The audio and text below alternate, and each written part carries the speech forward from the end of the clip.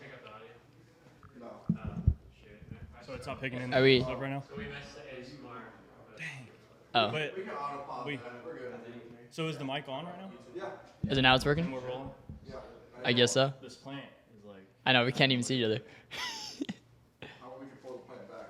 There we go. Oh, there you And go. then Scotty, make sure I'll put make sure that when you're talking, like the mic, How close do I need it? Like right here? just match him. But make sure that like don't point it out this way, just point it like kind of just similar, kind of how you have it right there. Perfect. Okay. Okay. So tell me about Shorties.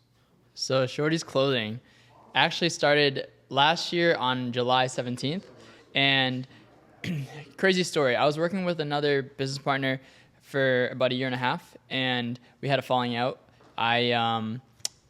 So we parted ways, and the day I told him I was leaving, I decided, hey, I wanted to start my own company and everything.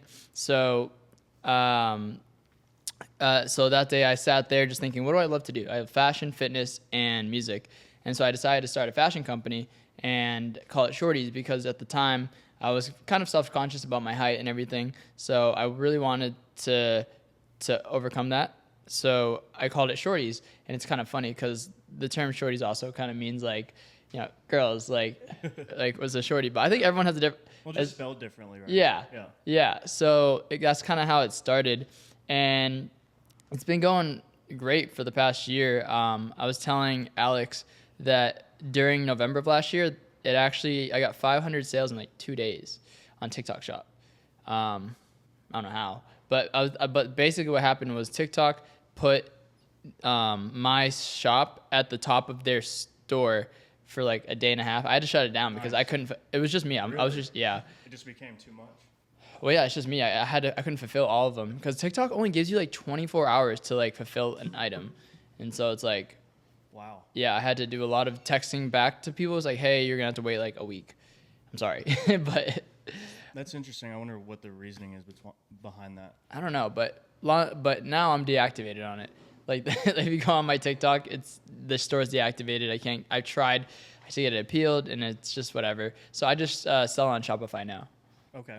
So you got a solid website. Do you have like an Instagram for Shorties? absolutely, yeah. It's like shorties.clothing, shorties.clothing.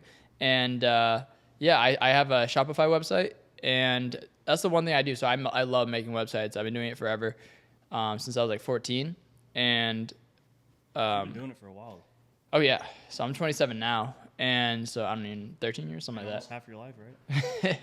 Something like that. Yeah. But yeah, no, I have, and that's the other thing. I love making websites for friends and other businesses as well. So yeah. Nice. Okay. So this is like a lifestyle brand. Yeah. So I love Young LA. Young LA is like the top brand that I love to wear. Super comfortable. So I want it to be both gym wear and like going out wear. I want it to be like, you can go to the gym in a t-shirt or sweatshirt, but you can also go out to the club or a bar and be wearing it, because I'll be wearing this, or I'll have friends wearing Shorties, and like they gets a lot of attention. Mm-hmm. And like when I used to go out to a bar and I couldn't see over everyone because I was so short, I felt like super self-conscious. Now I go out and people laugh. It's like, oh, I was in Vegas a few weeks ago and the bouncer was like, you're short as fuck. And I showed him my business card that said Shorties, and he just died laughing. Yeah, that's awesome. So it's a way to You're like owning it in a way. it's like it's a way to own your insecurities. Yeah, Exactly. I like it. Okay, so lifestyle brand, you can wear it to the gym, you can wear it out. So it's like high class gym wear. Exactly. And yeah, I have high quality blanks at the moment, and I'm always sourcing for new ones. It's based out of Orlando, Florida. I have a warehouse out there that I get my stuff from. But we do hats, shirts, sweatshirts, shorts, sweatpants. Even my shoes. I bought Nike shoes, and I put Shorties on the side of it. Okay. So on the Air Forces. Yeah. So What type of material do you use for the clothing? So right now, like this sweatshirt is, I think it's 100% cotton. But I'm starting to like the tri-blends. I don't know if you know much about material, but a tri-blend is like, About it. yeah, so it's like 1/3% polyester, 1/3% cotton, and then the third part might be like spandex or something like that. So it's like it's a little stretchy, but it's still comfortable and breathable. And I've noticed, like, especially for gym wear, that's like but it's not like when you put your arms up, it's not like too like tight on you. So that's kind of what I'm going for at the moment. Nice. Tank tops. Did you mention that? Do you make tank tops? So I started making tank tops. I found a company online that I was partnering with called Company, and I'll buy theirs. They're very stretchy, and then we'll embroider our brand onto it. I have a white one right now that we just released for the summer. Nice. So yeah, and that's I just released it, so I haven't really been posting about it.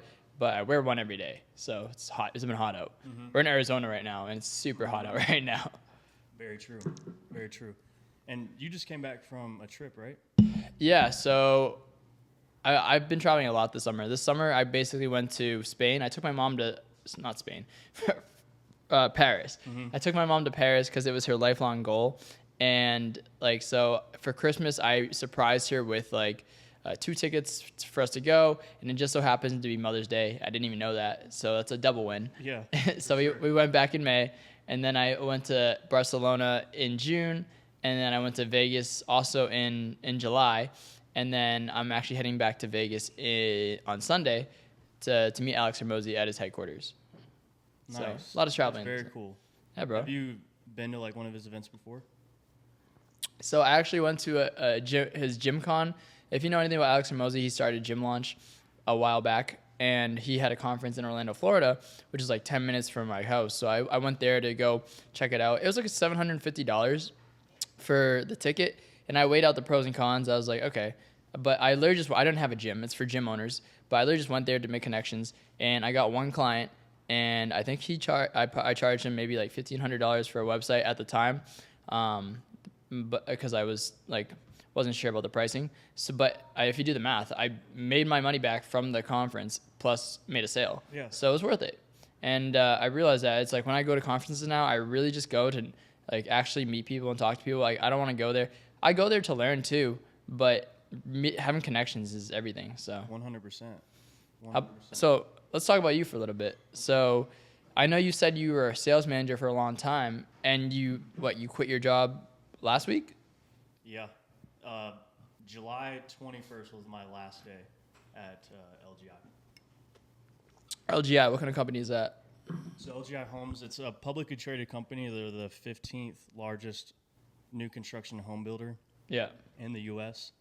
I started with them February of 2000. So how I got into it was I was a financial advisor Okay. at Northwestern Mutual, and I was on a team there as a team of 3 of us, and I was talking to one of my colleagues. I was like telling him how I was thinking about maybe doing something different because I didn't feel like this was like what I was meant to do. Yeah.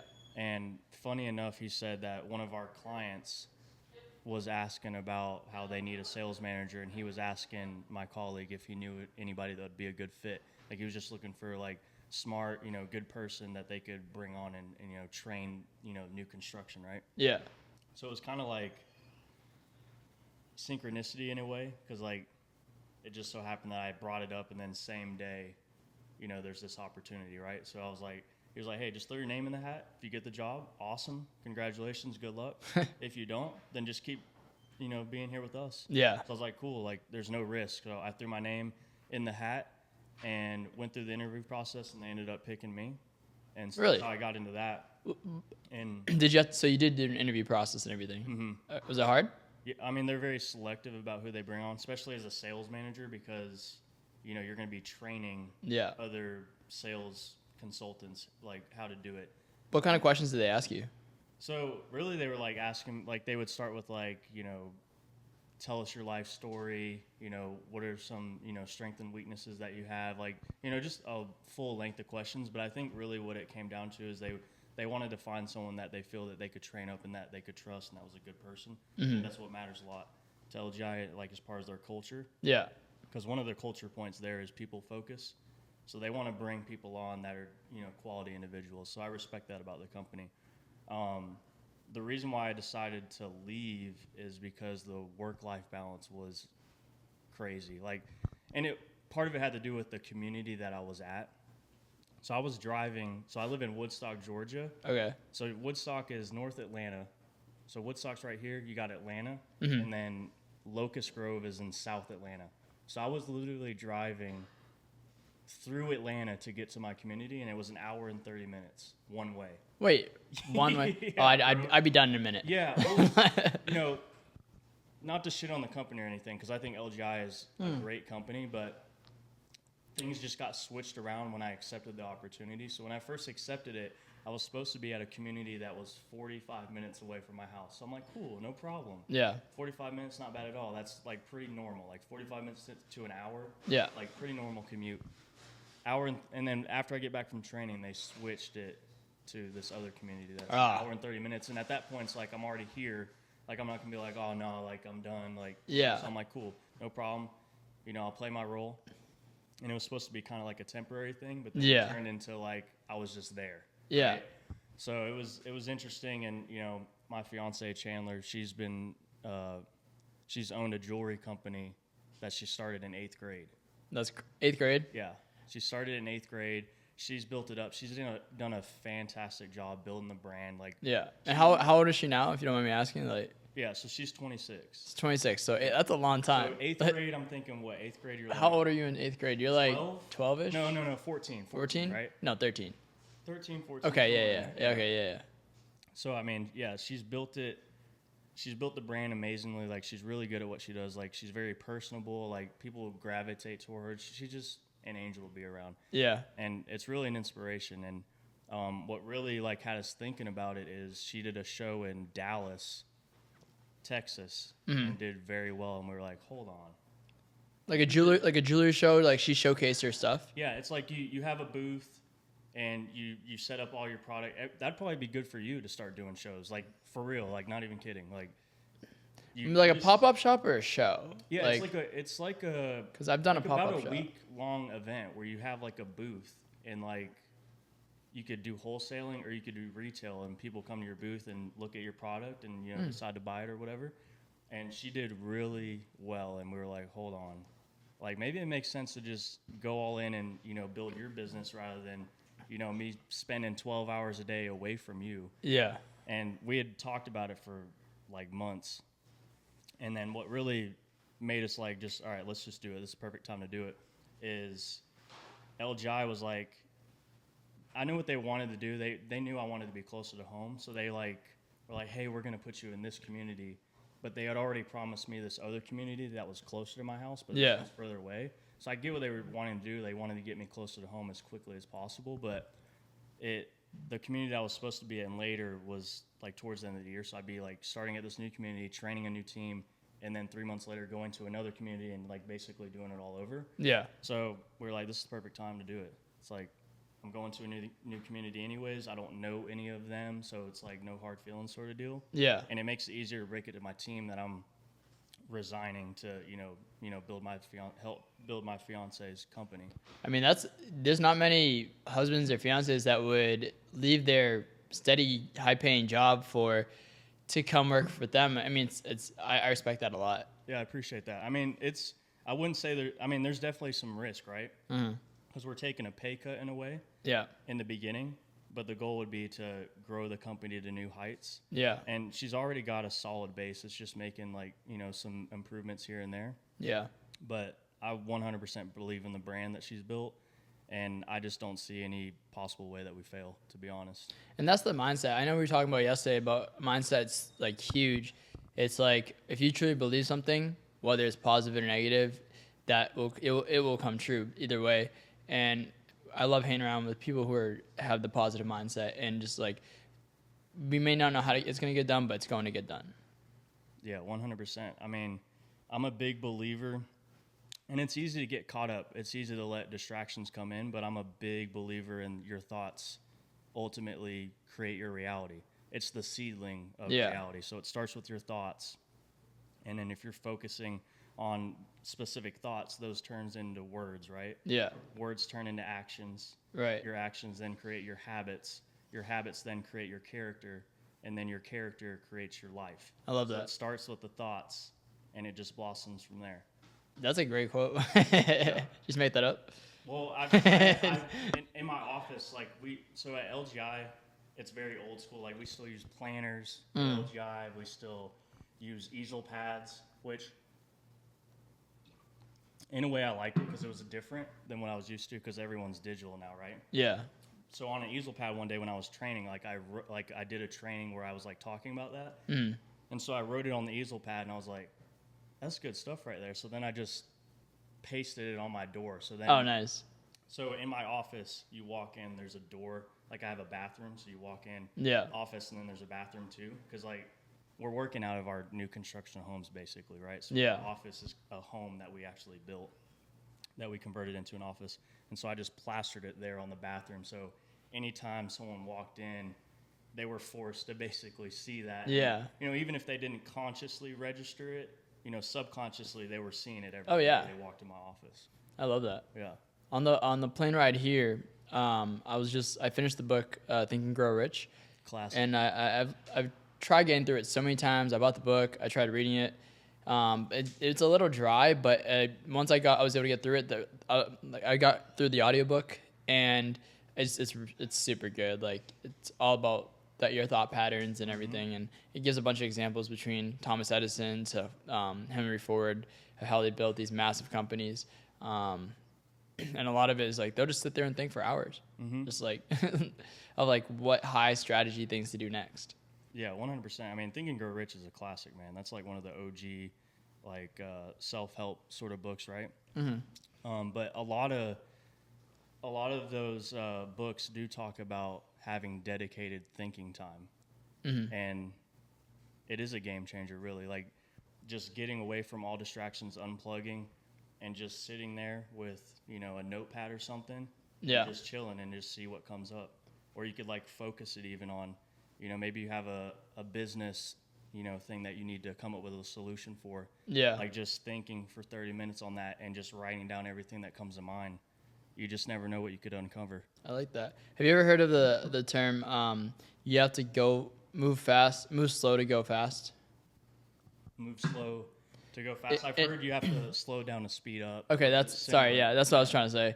And the analogy I love to hear, it's like the guy who takes an axe and is trying to chop down a tree, it may take him hours if he just took an axe. But then there's the other guy who sharpens his sword for 3 days before he even makes one chop. And then when he slices the tree, it's one chop and it's done.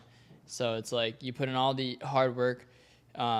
He took all the time to prepare before, and then makes the work a lot easier, and you're able to move faster. And I know Alex Hermosi talks about a lot about that as well. So yeah, 100%. I mean, speeding up, you can work on, your systems and processes that can improve your business. So 100%, I agree with that. Cool. Yeah. I think we're about 20 minutes, so 18 minutes. Yeah, we got about 2 minutes. Minute and 30. Yeah. Minute and 30. Some of that. So I want you to, this is just changing the topic. Yeah. Just getting back to personal. Tell me about Paris, because that's a city that's on the bucket list, and I feel like it's on the bucket list for a lot of people. Yeah, tell us about your experience with that. It was absolutely beautiful, amazing. Like people said, it's like dirty, gross. That's completely not true. It was like very clean, way cleaner than America. And it's funny, like a dog, like would just like that. It probably goes into the bar every day and just knows all the people there, and is like with the owner, walks in, walks out. And people are so much more relaxed over there. The food is absolutely incredible, except the beef tartare. Do not get the beef tartare. That's disgusting. It's just raw meat. What was your favorite thing that you got? Oh, Jesus. I forget. But I do remember I got some sort of bass fish. It was so good. Really? Yeah. Did you know the Eiffel Tower lights up from 8 p.m. to like midnight on the hour every hour? It sparkles. And it's like it's incredible. Right on the Seine River, I saw someone like had a huge sign that says "Marry Me." That was pretty cool. Yeah, that is cool. Yeah. Whenever I travel, I always like put mental notes in my head. I was like, all right, if I'm gonna propose to a girl, where am I gonna do it? I have a few places in mind. Paris is on the list. Paris. I mean, every girl would love to be proposed to in Paris. I'm pretty sure. Paris is on the list. I have a spot in Spain I study abroad in Spain, in San Sebastian. So I have a spot where I want to. Basically, it's on top of a roller coaster on a mountain, and there's a pedestal at the very end. And I saw some guy propose to his girl there, and I was like, that's the spot. So like I just put mental notes in my head. How did you do it when you did it? Yeah, so it was disguised because believe it or not, I did it on my birthday. Really? It was the perfect cover. Like Okay. no idea That's smart. it was coming. Yeah. Yeah. So it was on my birthday. We went to this spa in Alpharetta. Yeah. Did like a spa. I got like my first ever facial. I don't know if you ever got a facial, but Once. I mean it was nice. I enjoyed it. Yeah. She got her nails done, so I was like, perfect. Like, Yeah. we picked like what we wanted to do. Yeah. And when she said she was getting her nails done, I was like, it can't get any better than this. Like, she's getting her nails done, it's gonna be perfect. Yeah. Right. So we go to the spa, and then we go to this restaurant in downtown Alpharetta area called Rumi's. Yeah. It's Persian food. And what made it even better is since it was my birthday, my parents were meeting me. Did they know about it? Lunch. No, I didn't tell anyone. I wanted it to be a complete surprise. I did tell them before I actually did it, but they had no idea it was happening that day. Like I kept it like very low key. I didn't want to like make myself nervous. Yeah. 'Cause I knew like if I told people, I would like Right. get up in my head. Yeah. So kept it cool. Had dinner at Rumi's, and then we're like, cool. We're gonna go to this rooftop bar in downtown Alpharetta. Here's the address. Meet us there. And then like as we're walking in the car, like texted my mom. I was like, there's a surprise that's about to happen, and she knew as soon as I didn't have to like explain it. She knew. Like there's a surprise about to happen. She knew it was up. So and then Chandler's family were waiting for us there. Okay. So like I had it set up to they were there too? Yeah. Like they were just meeting us there like cuz it's my birthday, right? Oh, I see. Right? Okay. And so then my parents let them know what was about to happen. So they're all up there on the roof like videoing or whatever. Yeah. And so there's this fountain in downtown Alpharetta. So like we pull up and I was like, "Hey, let's just go for a walk real quick. I just want to walk with you before we go inside, like just spend some time with you." Cool. So I thought that might give it away, but she said she had no idea. So we're just walking, but I think maybe she had some sort of idea, like when we were just standing there talking. Yeah. Like we were just talking, and then I just got down and I was like, "Will you marry me?" She was like, "Yes." And then I put the ring on. Kiss, and then they're like, "Yeah," doing and stuff. So it was really cool how it turned out, because like that was something that I was like kind of self-conscious about. I was like, I just want to make sure, like, dude, every man's gonna be a little self-conscious. Like girls think it's like, oh, they'll be fine with it, but because you never know, you never know. And like it worked out perfectly. Yeah. So, yeah. That's amazing. I aspire for that. So I mean, proposing in Barcelona, you said, is it an island in Spain? Like, what is the name? yeah, it's called San Sebastian. It's on the northeast coast, and it's right along like the inner coastway. So it's a beautiful blue water. It's on a mountaintop with a roller coaster. So, bro, if you pull that off, that's next level, man. Yeah. If that's on your heart to do it that way, I've been wanting to do right that spot for probably about 6 years now. So yeah, haven't found the girl yet, but that's what's up. But yeah, so I think we're good. Cool, man. All right, appreciate it. Yeah, brother. That's a wrap.